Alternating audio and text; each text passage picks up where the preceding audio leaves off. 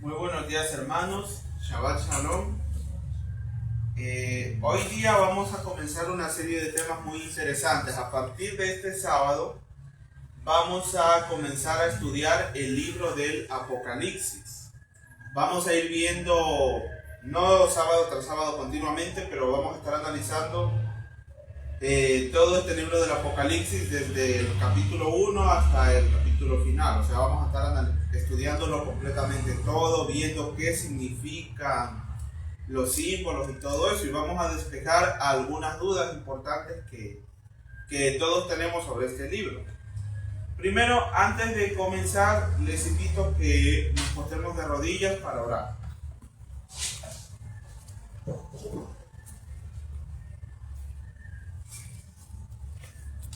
Padre Yahweh que estás en el cielo, gracias por este día que tú nos has dado de vida, gracias por este santo Shabbat que tú nos das. Ahora que vamos a estudiar tu palabra, te pedimos que tú nos des sabiduría y nos ayudes a comprender el mensaje que tú tienes para nosotros. En el nombre de Yeshua lo pedimos. Amén. Amén.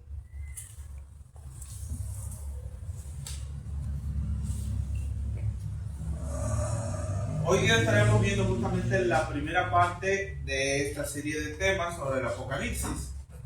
Ahora, lo que primero vamos a ver el día de hoy, vamos a ver exclusivamente sobre qué es el libro de Apocalipsis, o sea, sobre qué trata. Y vamos a romper con algunos mitos que normalmente tenemos con respecto al Apocalipsis. Normalmente cuando nosotros escuchamos Apocalipsis, ¿qué se nos viene a la mente? Por lo general, o sea, las personas en sí, ¿qué se les viene a la mente? Normalmente se acuerdan de las plagas, de desastres naturales y cosas malas, o sea, aparentemente malas. O lo asociamos con algo siempre, con algo que da miedo, con algo que da terror. Esa es la palabra. O sea, con eso es que siempre se lo asocia. Por ejemplo, Hollywood nos ha presentado en las películas el apocalipsis o términos como aparecen allí dentro de ese mismo libro, como lo es el Armagedón. O sea, nos da una idea de destrucciones masivas y nada más, o sea, como algo así. Pero lo cierto es que esa idea que normalmente se tiene del apocalipsis es una idea errada. O sea, el apocalipsis en sí, si lo vemos desde ese punto de vista, no lo vamos a comprender como se debe. Y por lo general, un concepto común que se ha manifestado, o sea, que se ve en la mayoría de las iglesias, es que dicen que el Apocalipsis es un libro misterioso o que no se puede entender. Qué difícil. O sea, y que es muy complicado de entender y que por ende lo mejor es dejarlo ahí, nada más. Que eso es lo que quiere el enemigo, que estemos ciegos. Claro, o sea, se dice que hay que dejar ahí nomás ese libro y que mejor centrémonos en hablar de Jesús. El amor. Pero lo cierto es que este libro, justamente el eje principal del Apocalipsis es Cristo. O sea, es Yeshua mismo. Ahora, si nosotros vamos a ver cuál es el origen de la palabra Apocalipsis, la palabra Apocalipsis viene del idioma del griego y se forma por dos palabras en griego. La primera que es apo, que significa desde o fuera de, y calipsis, que significa ocultación.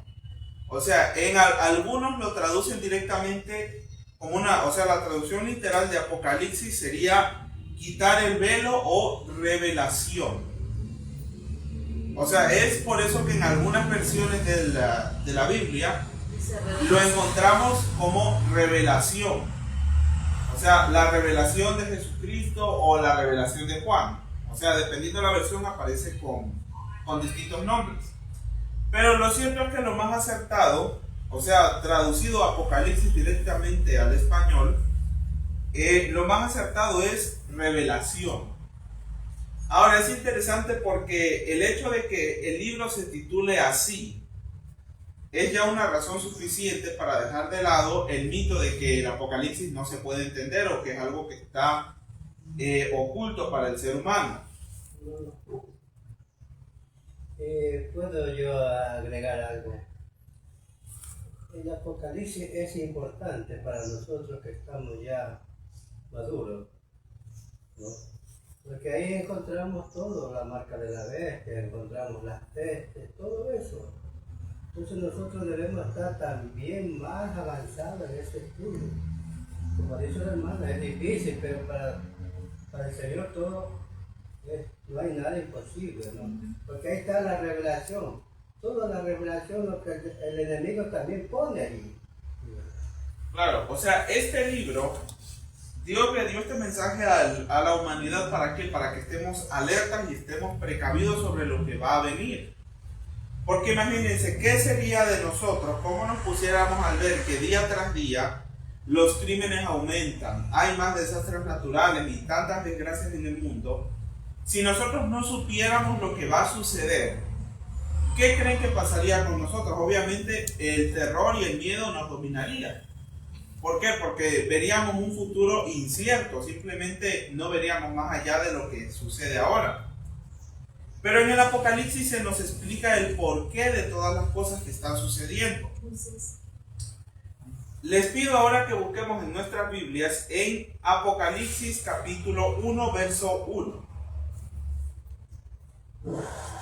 Revelación de Jesucristo se la concedió Dios para manifestar a sus siervos lo que ha de suceder pronto, y envió a su ángel para dársela a conocer a su siervo Juan.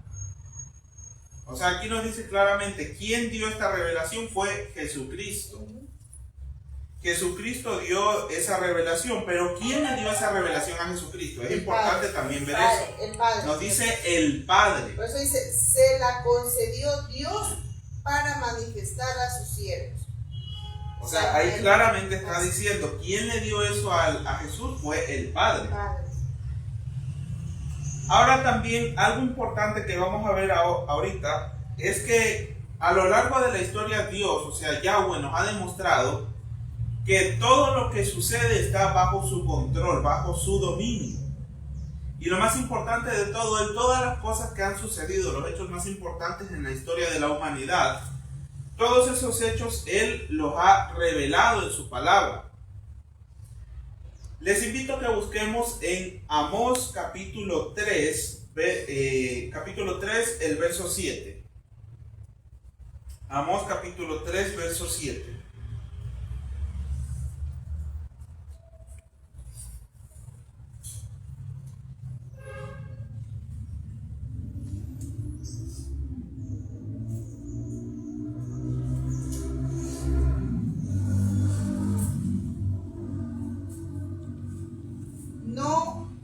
Nada hace el Adón Yahweh sin revelar su secreto a sus siervos los profetas.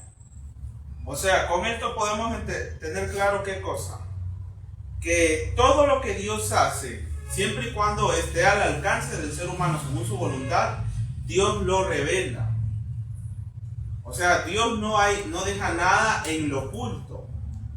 Claro está que hay ciertas cosas que en la Biblia no se aclaran, pero ¿por qué? Porque nuestra mentalidad pecaminosa no las va a entender. Pero cuando hablamos con respecto a la profecía, las profecías que Dios reveló en su palabra, Dios todas sus profecías las ha revelado, o sea, pero para que el ser humano las entienda. No es algo que está oculto. Ahora, recordemos cuando estuvimos estudiando el libro de Daniel. ¿Qué pudimos ver allí? Ahí estuvimos viendo lo que fueron los imperios mundiales, que fue desde Babilonia, el imperio medo-persa, Grecia, Roma, y hasta llegar a lo que hoy en día existe, que es la Roma papal. Pudimos ver allí claramente la gran precisión que tiene la profecía divina. Por ejemplo, cuando Babilonia cayó, 200 años antes de que Babilonia cayera, en la Biblia ya estaba escrito quién era la persona que sería responsable de esa conquista. Y justamente allí en la Biblia, 200 años antes de que naciera Ciro el Grande, que fue el que conquistó Babilonia, en la Biblia ya se lo había mencionado por nombre. O sea, es algo sumamente interesante. Porque la mayoría de personas creen que cuando hablamos de profecías cumplidas de la Biblia, muchos dicen que eso es una mentira o que son cosas acomodadas. Pero lo cierto es que no es así, porque la Biblia es extremadamente precisa y nos indica lo que va a suceder. Ahora les invito a que busquemos en nuestras Biblias en Isaías 46, versos del 9 al 10. Isaías 46, versos del 9 al 10.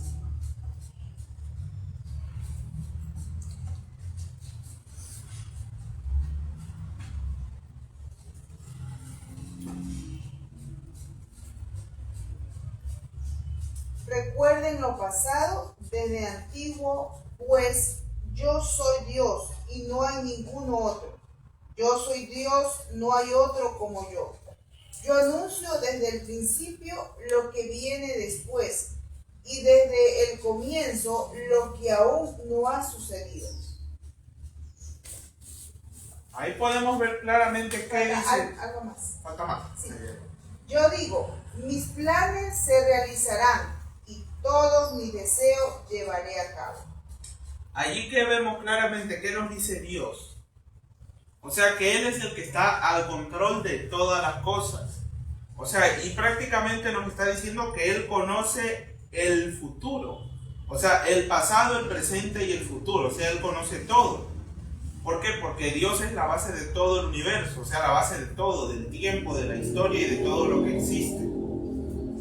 O sea, Él conoce todas las cosas y por ende, justamente porque Él conoce lo que sucederá, es por eso que Él, por amor a nosotros, Él nos revela, Él por eso nos da la profecía. Porque hace poco escuché una predicación donde alguien decía que en la iglesia no hay que estar estudiando solamente profecía, porque la profecía no es todo, o sea, y eso es verdad. También tenemos que demostrar en nuestras vidas lo que aprendemos. Pero ¿qué decía? Que lo primordial es hablar del amor de Dios. Porque sin el amor de Dios no somos nada. O sea, eso es verdad. Sin el amor de Dios no somos nada. Pero eso no quiere decir que vamos a hacer la profecía a un lado. Ni tampoco decir, poner la profecía a un lado y el amor de Dios como otra cosa distinta. Sino que por el contrario, si hablamos del amor de Dios, las profecías y el libro de Apocalipsis también, allí se encuentra y se demuestra el amor de Dios. Ahora probablemente muchos digan, pero ¿cómo que habla de amor si ese libro habla de las plagas, de las trompetas y de todos los desastres que vienen? Pero ¿cómo se demuestra ese amor? Justamente porque Dios nos ama, Dios nos advierte en su palabra lo que está por venir. Y nos advierte de ese sistema que se levantará en un futuro cercano. Recordemos el sistema que se va a poner en el lugar del mismo Dios. Y que finalmente, ¿qué va a concluir eso? Satanás en persona va a venir haciéndose pasar por Cristo. ¿Y qué pasa? ¿Qué sucederá con los que no conocen? Con los que quisieron ignorar la profecía. La ceguera voluntaria, como dice la Claro, Biblia. eso es otro asunto también. O sea, porque hay muchos que dicen, no, yo mejor no leo eso para no tener esa responsabilidad. Eso es ceguera voluntaria. O sea, ante Dios, si nosotros hacemos eso de que mejor no leo o no estudio para no saber y no ser responsable, ante Dios somos responsables porque no tenemos el conocimiento, pero ¿por qué? Porque no queremos, más no porque no esté disponible. No le ha venido a él. Claro, una cosa es una persona que no conozca. Otra cosa es alguien que tiene la oportunidad de conocer, pero ¿qué hace? Se niega a conocerlo. O se cierra y dice que no quiere saber nada de eso. O sea, son dos situaciones completamente diferentes. Ahora les invito a que busquemos en nuestras Biblias en Apocalipsis capítulo 1, vamos a ver el verso 3.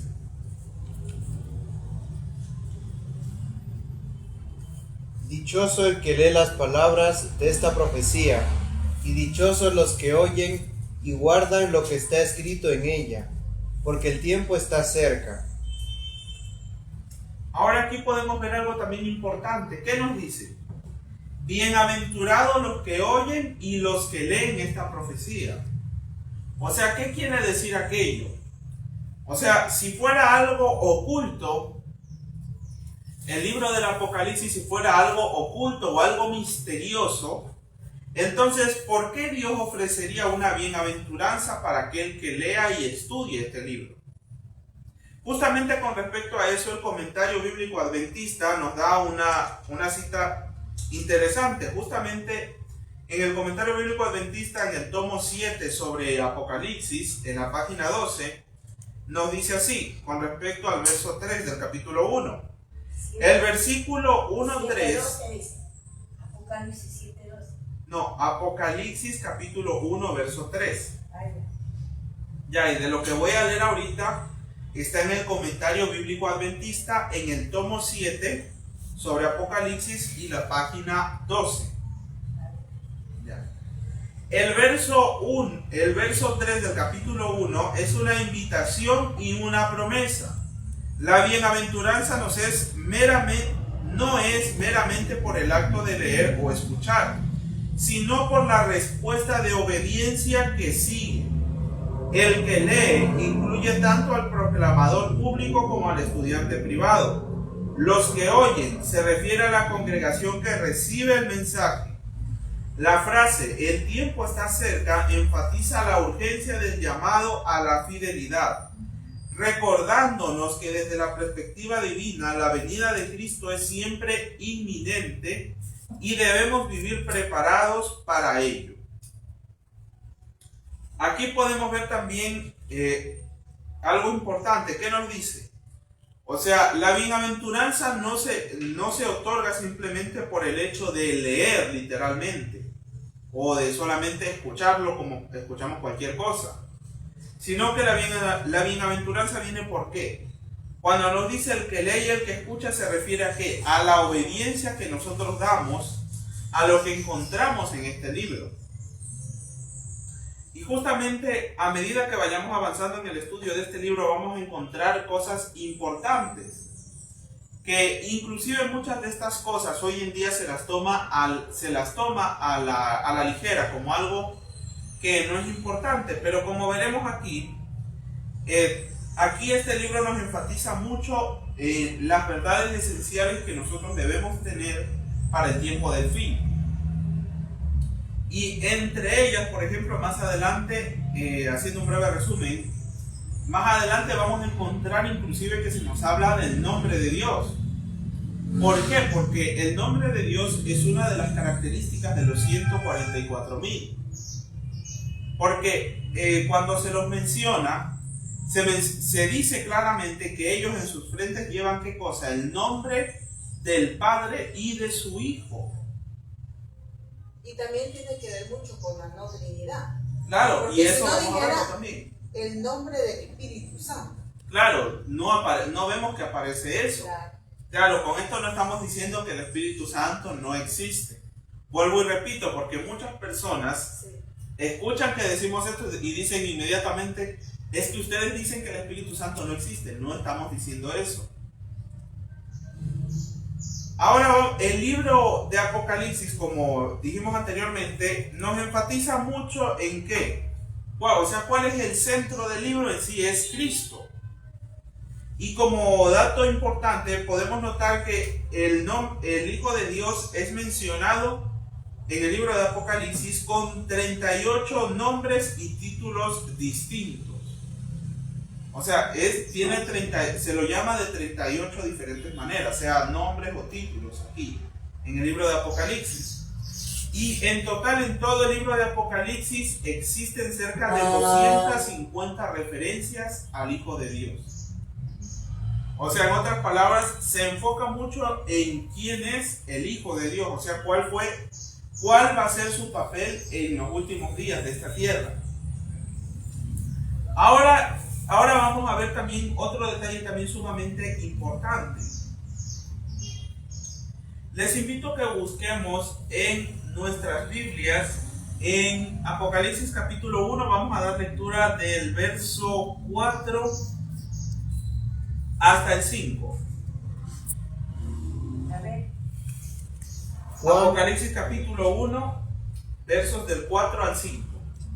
Juan a las 7 iglesias que están en Asia.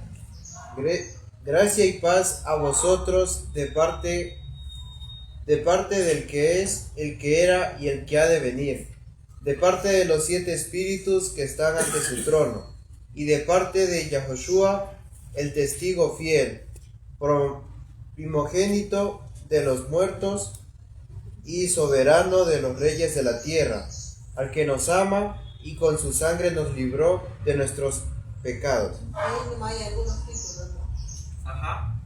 Y primero vamos a ver lo que nos dice allí sobre los 7 espíritus de Dios. O sea, ¿qué es eso? Porque normalmente en la Biblia aparece solamente un espíritu. Pero aquí en Apocalipsis de repente nos encontramos con 7. ¿Qué quiere decir? El 7 en la Biblia representa la plenitud. O sea, o la perfección de Dios. Es por eso que Él escogió justamente el 7º día.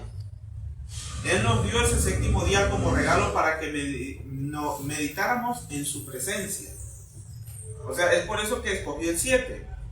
Y ahora justamente con respecto a los 7 espíritus de Dios, aquí la Biblia mismo nos explica por qué se le llama los 7 espíritus. ¿Por qué? Porque habla de la plenitud del Espíritu de Dios. Vamos a Isaías capítulo 11, verso 2.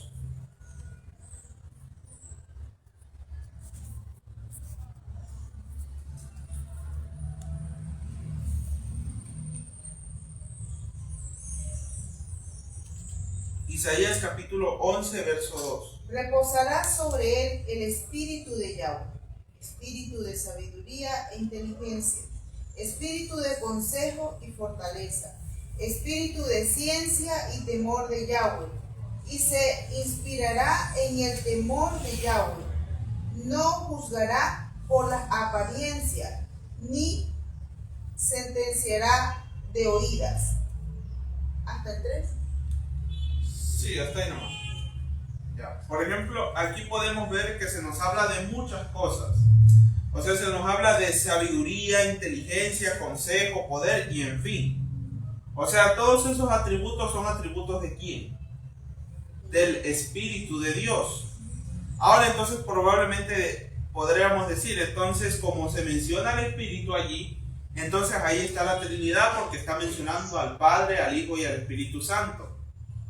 Pero lo cierto es que no es así, porque recordemos, la Biblia es muy clara y nos habla que solamente están ¿quiénes?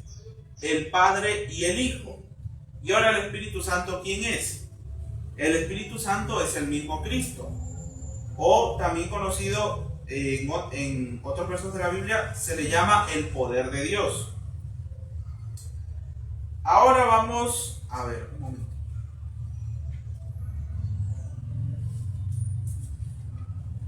Ahora sí. Vamos a seguir analizando el texto y vemos aquí a Cristo se le dan varios títulos. A Cristo, o sea, a Yahshua se le llama el testigo fiel, el primogénito de los muertos y el soberano de los reyes de la tierra. O sea, ¿por qué se le dice así? O sea, esos títulos son únicos ¿de quién? De Él. Son únicos del Hijo. Y además en el verso 6 nos dice así lo siguiente: y nos hizo reyes y sacerdotes para Dios su Padre. A Él sea la gloria e imperios por los siglos de los siglos. Amén. O sea, aquí, porque dice así, algunos dicen que ahí está diciendo que Jesús es Dios. Pero aquí podemos ver claramente que se hace una distinción. Nos dice, nos hizo reyes y sacerdotes para con Dios su Padre. Si Él fuera Dios, el texto dijera, y nos hizo reyes y sacerdotes para con Él. Claro, porque si Él fuera Dios, porque el texto está hablando de Cristo. Si dice que Él nos hizo sacerdotes y si Él fuera Dios, entonces fuéramos sacerdotes ¿para quién? Para con Él. Y el texto lo dijera así, dijera para sí mismo, o para Dios y su Padre, o sea, para ambos, porque según lo que dice la Trinidad es que tanto Jesús como el Padre y el Espíritu Santo son Dios. Pero aquí podemos ver que se hace una clara distinción. Además también en el verso 1 del mismo capítulo, ¿qué nos dice allí? La revelación de Jesucristo, pero ¿quién le dio esa revelación a Jesucristo? El Padre. Le dice que el Padre le dio eso para revelar. O sea, no es que Jesús cogió y reveló eso solamente porque Él quiso. No, el Padre. El Padre es el que le da todas las cosas. Ahora vamos a ver justamente unos versos bíblicos que profundizan un poco más en eso. Les invito a que busquemos en nuestras Biblias en Juan capítulo 20, verso 17.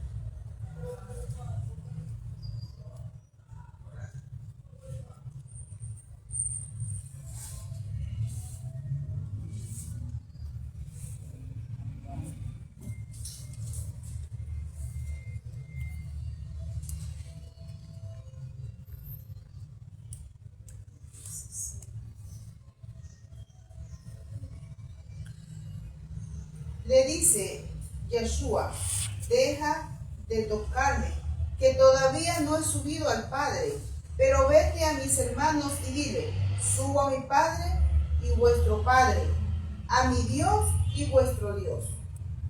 ¿Qué nos dice allí el texto? Cristo, ¿qué está diciendo? Subo a mi Padre, a mi Dios y a vuestro Dios. Ahora la pregunta es, ¿cómo, si Cristo es Dios y Yeshua es Dios, cómo es que un Dios va a tener a otro Dios? Porque la Biblia es clara y nos dice que solamente hay un Dios. Entonces, si Cristo es Dios, ¿cómo Dios va a estar diciendo que Él tiene un Dios también? O sea, es algo que no tiene sentido. Y aquí el texto claramente nos dice, o sea, con este texto se nos demuestra claramente que el Hijo está sujeto al Padre. Inclusive, como podemos ver aquí, el mismo Hijo reconoce que Él no es Dios, sino que ¿quién dice que es Dios? El Padre. Ahora vamos a Efesios capítulo 1, verso 17.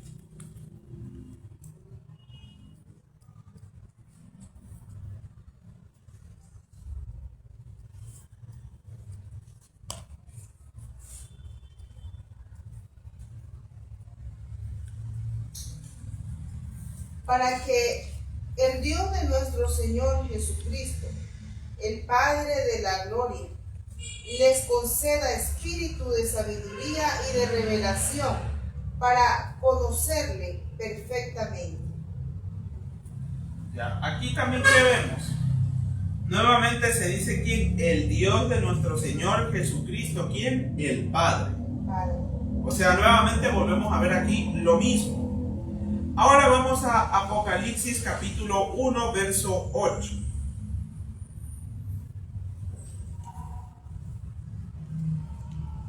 Yo soy el Alfa y la Omega, dice el Señor Dios, el que es, el que era y el que ha de venir, el Todopoderoso. Ahora normalmente se atribuye a quién esta frase. O sea, normalmente sabemos nosotros muy bien que lo dice quién, Cristo. Pero ¿por qué dice eso? Porque como dice yo soy el Alfa y el Omega, o sea, el principio y el fin. Normalmente, ¿qué se dice entonces? Que como Cristo declara esto, por ende también se da por sentado y lo muestran como evidencia de que Cristo es Dios. Pero recordemos, en el mismo capítulo 1 se nos dice que Él es primogénito de todas las cosas, o sea, y en la Biblia también se nos habla más claramente que Él estuvo antes de que todas las cosas fueran creadas.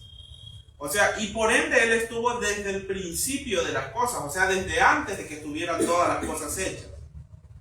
Y aquí también vamos a dar lectura de otro texto bíblico que está en Apocalipsis capítulo 3, verso 12.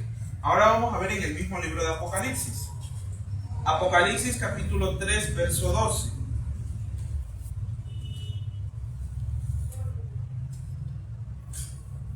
Al que venza lo haré columna en el santuario de mi Dios, y nunca más saldrá fuera.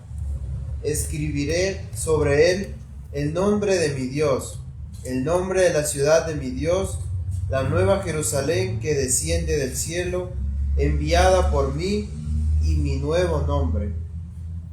¿Qué nos dice? El mismo Cristo mismo que declara: al que venciere yo le daré lugar en donde, dice, en el templo de ¿qué? De mi Dios. O sea, nuevamente se repite lo mismo. Ahora vamos a ver cuáles son los atributos del Padre.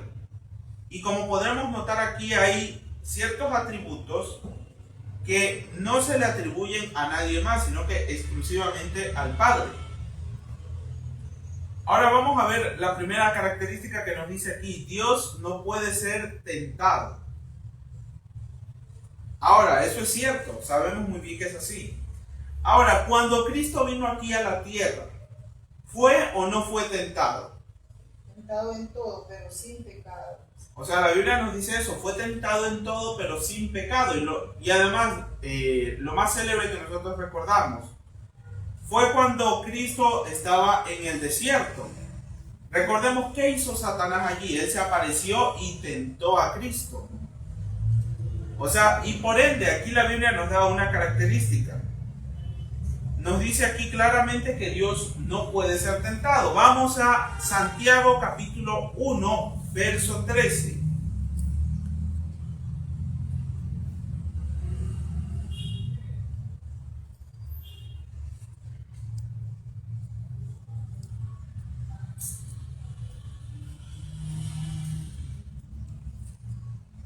Ninguno, cuando sea probado, diga: es Dios quien me prueba, porque Dios ni es probado por el mal, ni prueba a nadie. O sea, aquí el texto es más que claro.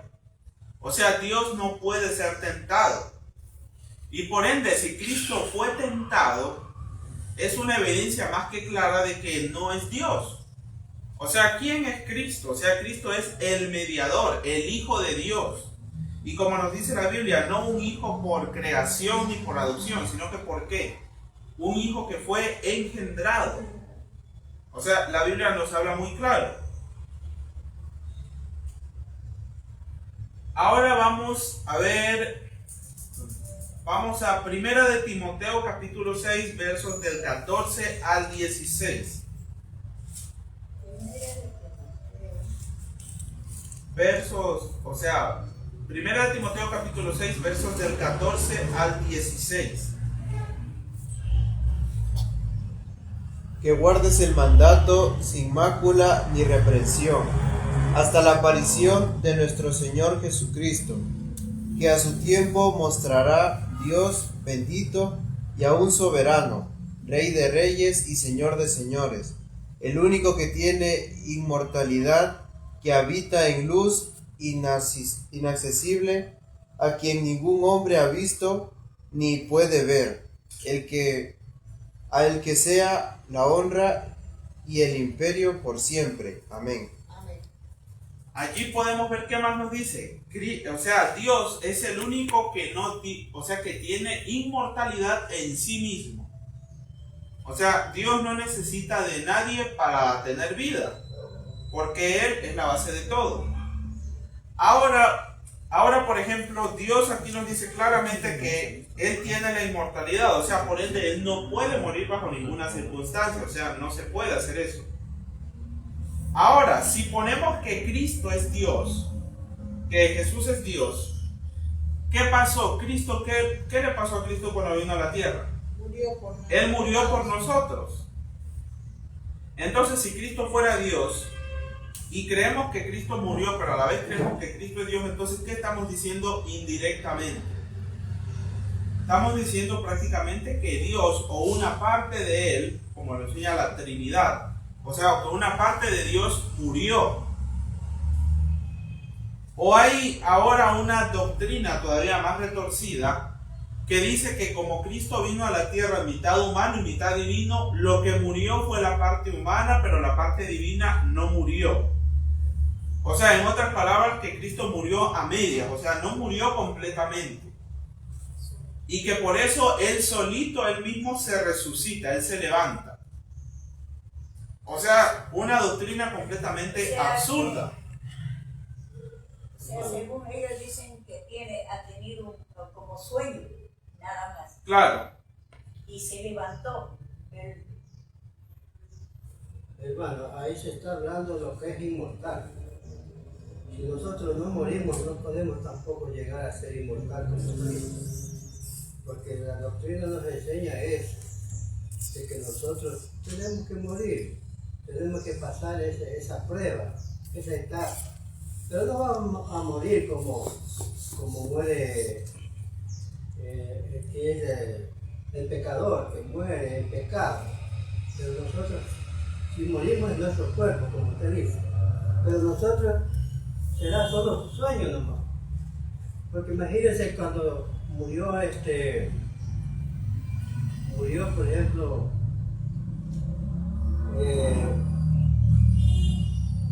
que acompañaba a Elías. ¿Quién era el que acompañaba a Elías? Eliseo. Sí. Él cuando murió dice que los huesos estaban en el desierto encima, dice. Y alguien dice que llegó enfermo y no se dio cuenta que él, cuando se despertó, estaba encima de los huesos de Eliseo. Claro, Dice ese que fue. esos huesos estaban en poder como un espíritu inmortal, ¿no es cierto? Como un sueño. Claro, pero hay que hacer una diferencia allí. O sea, no quiere decir que cuando nosotros morimos tenemos, como decir, que nuestra conciencia todavía está allí o algo similar. O sea, cuando nosotros morimos, la Biblia lo compara con un sueño. Sí. Por ejemplo, nosotros, ¿cuántas horas dormimos? Lo normal dormimos 8 horas. Pero ¿acaso cuando nosotros estamos dormidos, o sea, tenemos esa percepción de que han pasado 8 horas? Normalmente, o sea, obviamente que no. ¿Por qué? Porque nosotros dormimos y a lo que despertamos parece que no hubiera pasado ni 5 minutos. O sea, cuando es un sueño profundo. Nos damos cuenta del tiempo que ha pasado, ¿por qué? Porque medimos el tiempo y vemos la hora. Pero así, digamos, perceptivamente, nosotros no notamos esas 8 horas que pasan. O sea, no percibimos el tiempo igual como cuando estamos despiertos. O sea, a eso se refiere cuando dice que es como un sueño. Hermano, también dice en una cita que no estoy, digamos, no me acuerdo, que dice, ¿por qué dice que cuando venga el Señor, los que estamos con vida y hemos estado en Cristo Jesús, seremos arrebatados vivos? Claro, van a haber personas que van a tener el privilegio de que no van a conocer la muerte. Claro. Y eso lo veremos más adelante aquí, justamente en el Apocalipsis se trata ese tema. Claro. O sea, van a haber personas que van a estar vivas cuando Cristo venga y van a tener ese privilegio, que no van a morir, o sea, no van a conocer la muerte. Ahí se refiere al profeta Elías. Y los que mueren, pues... Por eso es que el pueblo escogido, que está vivo allí al final del tiempo, se le llama o se le conoce como el tercer Elías. Recordemos la historia de Elías. Elías no conoció la muerte. ¿Qué pasó? Fue arrebatado. Fue llevado al cielo. De la misma manera, al final del tiempo va a haber un grupo de santos que no van a conocer la muerte. Claro, eso sí, va a haber personas que no la van a conocer. Hermano, Ahora, eso sería pues ya esa última generación que ya está, digamos, como decía, ya en los tiempos de Apocalipsis, al término ya de la venida de Jesucristo. Eso nosotros tal vez no lo vamos a ver, pero van a ver esa generación que sigue, ¿no? pero es que prácticamente por las señales que estamos viendo, el cumplimiento profético, nosotros prácticamente ya estamos en ese tiempo en el que ya comenzamos a ver el cumplimiento de lo que el Apocalipsis había profetizado. O sea, porque ya estamos viendo muchas señales. Por ejemplo, Daniel 11, que está también relacionado con Apocalipsis, allí se nos indican varias señales y se indica justamente la guerra que está habiendo en estos momentos en el Medio Oriente, ese conflicto que hay. La Biblia lo profetizó hace mucho tiempo y eso lo anuncia que está poco antes de la segunda venida de Cristo.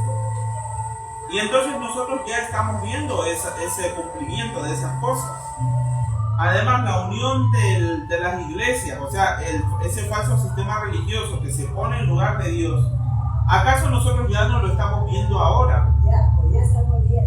Ya se comienza a manifestar, no se ha mostrado abiertamente todavía, pero ya lo comenzamos a ver.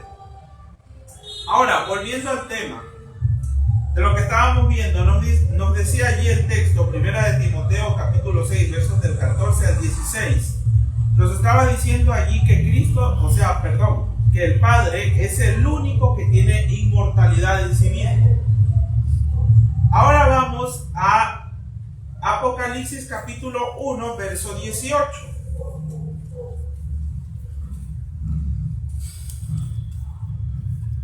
Vamos a ver cuál es la declaración de Cristo con respecto a eso. El que vive, estuve muerto, pero ahora estoy vivo por los siglos de los siglos, y tengo las llaves de la muerte y de la vida. O sea, Él tiene las llaves de la muerte, ¿por qué? Porque Él resucitó. Y además, ¿por qué Él dice que tiene las llaves de la muerte? Recordemos que Él es el Hijo de Dios, o sea, no es igual a nosotros que somos seres creados. O sea, y en la Biblia nos dice que Él heredó un nombre que es sobre todo nombre. Por eso tiene esos atributos especiales y Él mismo declara que Él tiene las llaves de la muerte.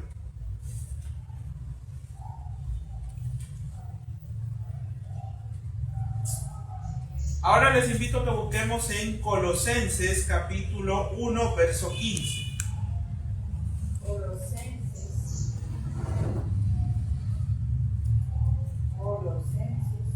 1:15.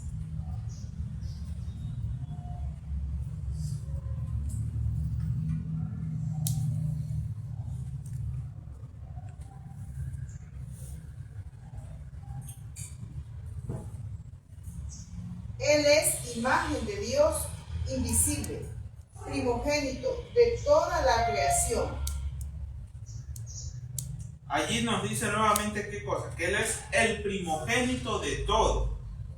O sea, ahí se explica más claramente el por qué se dice que es principio y fin. Porque Él estaba antes de que todas las cosas fueran hechas.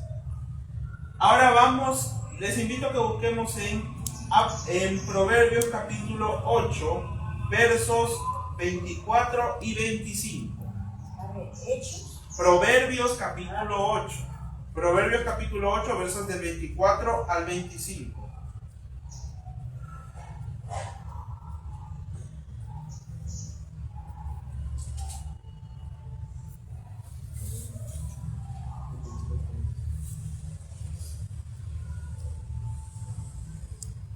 Fui engendrada cuando no existían los océanos, cuando no había manantiales cargados de agua. Antes que los montes fueran sentados, antes que la colina fui engendrada. Entonces allí, ¿qué nos está diciendo? El mismo Hijo declara qué cosa, que Él fue engendrado antes de que todo existiera. Ahora hay personas que dicen que Cristo no fue engendrado, que Él tiene existencia e inmortalidad por sí mismo. O sea, hay personas que dicen eso. Pero entonces, ¿cómo explicamos entonces este verso bíblico si fuera así? Él fue engendrado por obra del Espíritu de su Padre. Claro, aquí nos dice, Él fue engendrado ¿por quién? Por su Padre, antes de que todo fuera hecho. O sea, antes de que todas las cosas fueran hechas, porque enseñan mucho de que el Hijo fue engendrado. Pero ese es algo que se ponga a pensar. Pero por eso ya ha habido José y María. No, aquí lo que se refiere, cuando nos dice engendrado, no se refiere cuando vino a la tierra como ser humano, sino que antes de que se creara el mundo. O sea, antes de que existiera principio de todas las cosas. Ya, por eso es que nos dice así. En cambio, algunos dicen que Cristo fue, como Él tiene existencia e inmortalidad en sí mismo, que Él estuvo allí junto con el Padre desde el principio. O sea, que Él no fue engendrado por el Padre, sino que se lo pone como un igual al Padre. y que fue engendrado únicamente cuando vino a la tierra como un ser humano. Ahora la pregunta es, ¿será que cuando José y María existían, acaso ahí recién se estaban creando las cosas?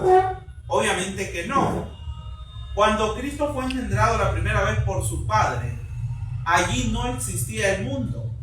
En cambio, cuando Él vino a la tierra ya existía todo, o sea, ya estaba el mundo hecho y ya habían pasado 4.000 años desde que el ser humano había caído en pecado.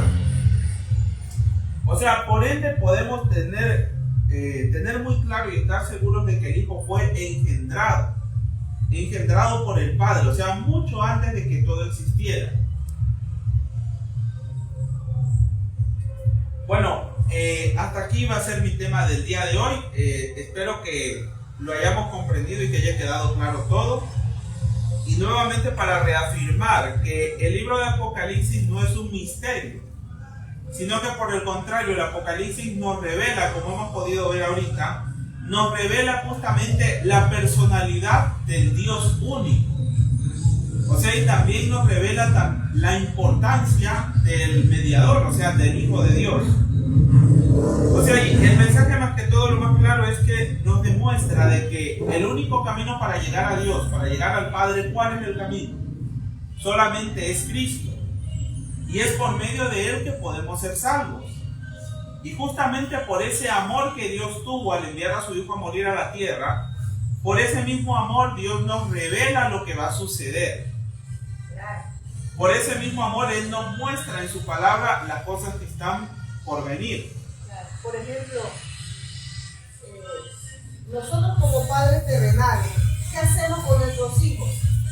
Advertimos, tendrás cuidado. O sea, el peligro. ¿Cuánto más el Padre Eterno con nosotros, ¿no? Nos advierte las cosas que se vienen, el porqué. Nosotros somos, si no queremos ver lo que está escrito, leer, analizar, estudiar, es porque nosotros mismos queremos tener esa ceguera voluntaria. Ahí el Padre Yahweh se ha manifestado a través de la profecía. Claro, es como por ejemplo cuando a un niño ve el fuego por primera vez. ¿Cuál es el instinto? Como es algo brillante, algo que se ve bonito, le llama la atención. ¿Qué quiere hacer el niño? Meter la mano. Entonces, ¿qué se le dice al niño? Cuidado. Cuidado, no metas la mano al fuego. ¿Por qué? Porque te vas a quemar.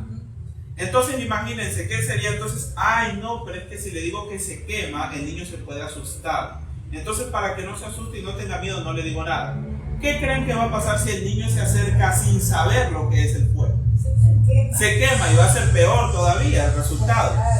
O sea, y es mejor cuando el niño, ¿qué pasa? El niño tiene una advertencia y sabe lo que va a suceder. O sea, de la misma manera, ¿cuánto más con lo que viene ahora, lo que va a suceder? Si nosotros no conocemos lo que va a venir, cuando vengan las plagas, los desastres y se presente ese sistema de adoración pagano, que pretenda suplantar a Dios, ¿qué va a suceder? Porque recordemos que no va a ser algo solamente de que alguien se para a decir cosas bonitas. Eso va a estar acompañado de milagros. O sea, y claramente nos dice que engañará, si fuera posible, ¿a quién? A los escogidos. Es por ende, y es importante saber lo que va a suceder, porque nuestros sentidos como tales no nos van a dar seguridad, porque, o sea, no vamos a poder tomar decisiones por lo que vemos. Porque imagínense, porque va a aparecer prácticamente el mismo Satanás, se hace pasar por Cristo y va a curar a las personas, va a hablar de la paz mundial y tantas cosas. O sea, que ante el mundo va a ser algo creíble. O sea, si no tenemos este conocimiento y nos dejamos llevar por las emociones, vamos a caer. Y es por eso también importante, uno como pueblo de Dios, estar pendiente de lo que pasa en este mundo. No podemos ignorar, si no hay que ver noticias pecado. No podemos ignorar lo que pasa, sino ¿cómo vamos a saber que las profecías se están cumpliendo, pues? Y ahora algo común que la mayoría de las iglesias tienen, que es: las iglesias ya no se guían por el estudio profético, sino que ahora ¿en qué se basan las religiones? Se basan únicamente en las emociones. en el sentimentalismo, o sea, de sentirse bien, que vamos a cantar una cancioncita alegre. O sea, la alabanza a Dios debe ser alegre, eso nadie lo quita. Sino que el problema viene cuando la fe se basa únicamente en emociones. O sea, y se mantiene la mente en éxtasis, en los cultos. Entonces, ¿y qué pasa? Solamente vamos a estudiar lo más bonito, lo que nos suena más agradable. O sea, estudiar solamente Dios es amor y su misericordia dura para siempre. O sea, y nos quedamos solamente en eso y no vamos más allá. Bueno, eso sería importante, como usted dice, seguir ese estudio de lo que es revelación, lo que es apocalipsis. Porque muchas personas no les gusta. A veces hasta los mismos de la iglesia, miembros de la iglesia. ¿Pero por qué es eso? Porque también ahí hay principiantes, también podemos decir. No son personas que están llevando un estudio más avanzado, porque lo que es Apocalipsis es un estudio, si lo comprendemos nosotros ese estudio es porque nosotros estamos alimentándonos con la palabra del Señor, por esa fe que nos lleva a entender eso. Claro, y el estudio no debe ser relegado únicamente a personas que están en un estudio avanzado, porque el mensaje Dios lo dio a todos. Y más que todo, si Dios lo puso en su palabra fue porque era algo que todo ser humano puede comprender. Y no deben, porque hay personas que dicen que eso solamente es para los teólogos o los letrados y lo ponen como que si fuera algo, pero extremadamente complicado, que para eso tengo que tener una maestría en teología o en tantas cosas. O sea, pero la cosa no es así. Porque acordémonos, ¿quién escribió el Apocalipsis? Fue el apóstol Juan. ¿Y acaso el apóstol Juan era un hombre letrado, un teólogo, un conocedor un maestro de la ley, como se le llamaban en ese entonces? Él no era alguien letrado, sino que ¿quién era? Había sido justamente uno de los 12 apóstoles, y ellos, como sabemos nosotros, ellos no eran personas letradas en el ámbito religioso. Lo que he logrado entender a través de los estudios que hemos tenido, Dios quiere un corazón dispuesto a aprender, a reconocer que sin Dios no somos nadie.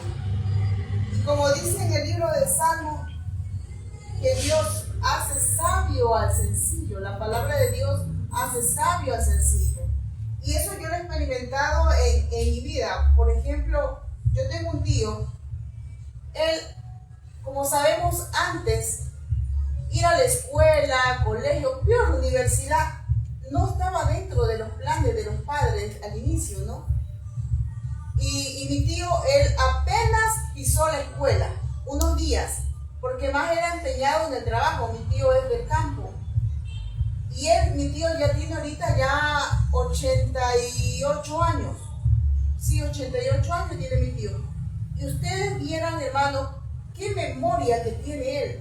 Se sabe la profecía. Él aprendió a leer con la Biblia. Entonces, a través de esto yo me doy cuenta que es una realidad lo que está escrito en la Biblia. Dios hace sabio al sencillo. La palabra hace sabio al sencillo. Cuando Salomón tuvo que ascender al trono, ahí está la historia escrita. Él mismo reconocía que él no sabía qué era lo que tenía que hacer. Y sabemos que ser rey no se trata solo de usar una corona y decir soy el rey y se acabó. O sea, es administrar una nación, es algo difícil. Porque una mala decisión puede llevar a la ruina a todo el país. O sea, y él sabía y reconocía abiertamente que él no tenía lo necesario para ser un rey. No es que él se enorgulleció, es que yo fui príncipe y yo sé y yo conozco, o sea, no. Él reconoció que él no sabía qué hacer. Inclusive, si no estoy mal, allí dice que ahí él se compara con que como un niño pequeño, o sea, que no sabe qué es lo que tenía que hacer. Pero sin embargo, ¿qué hizo? Él pidió sabiduría. ¿Y cómo ahora se lo conoce? Como el rey más sabio de todos los tiempos. Incluso venían de otros países a ver esa sabiduría que se había manifestado en este hombre. Claro, o sea, y de la misma manera Dios da sabiduría. Cuando Moisés tenía que ir a Egipto a hablar ante el faraón, él que le dijo, pero yo no sé hablar. Soy tardo para hablar. O sea que es tardo para hablar, porque a pesar de que él había recibido una educación de príncipe en Egipto, ya habían pasado muchos años. O sea, habían pasado muchísimos años desde que él había salido de Egipto. Y además, ya en ese entonces él se estaba dedicando a pastorear ovejas. O sea, ya no recordaba, porque a un príncipe de ley se le enseña cómo hablar en público y todo eso. Pero ya para ese momento de su vida, él ya no se acordaba de nada de eso. O sea, no tenía ni idea cómo tenía que dirigirse y más que todo, dirigirse ante la persona más poderosa del mundo de aquel entonces. Porque no era cualquier cosa. En ese entonces el faraón de Egipto era el hombre más poderoso de la tierra. Es como decir hoy en día que nosotros tengamos que dirigirnos personalmente al presidente de Estados Unidos. O sea, uno no va a coger y presentarse y hablar cualquier cosa. O sea, es algo que necesita preparación y uno tiene que saber lo que va a decir. Y ahora en este caso a Moisés, inclusive vemos que Dios lo reprendió, que por qué dudaba, y vemos que allí en la Biblia se nos relata cómo Dios le dice a Moisés, o sea, que él es el que da sabiduría a todos. O sea, y esas palabras no fueron solamente para Moisés, o lo que Dios le dio a Salomón no fue solamente para Salomón, sino que fue para todos nosotros. Al alcance de todos. O sea, la Biblia nos da un mensaje claro. Desde el rey que está en su trono hasta la persona más humilde de todas, si le pide sabiduría a Dios, ¿qué pasa? Dios se la va a dar. O sea, ese es el mensaje que la Biblia nos da, y por ende, si Dios reveló las profecías del Apocalipsis, o sea, puso esas profecías en la Biblia, ¿fue por qué? Porque todos los seres humanos lo podemos entender. O sea, no está sellado o cerrado únicamente a los líderes, sino que está al alcance de todos, y por eso se da esa bienaventuranza. Porque dice, bienaventurado el que lee y escucha. O sea, no es solamente para los que enseñen, sino que también para los que escuchen y acepten el mensaje. Si no dijera, bienaventurado el pastor, el laico, el líder, el sacerdote que lee y entiende. Dice en general. Claro, es para todos. O sea, este conocimiento está al alcance de toda persona. Bueno, esta ha sido mi intervención del día de hoy. Espero que sirva de ayuda para cada uno de nosotros. Y para culminar, les pedimos que nos postremos de rodillas para orar.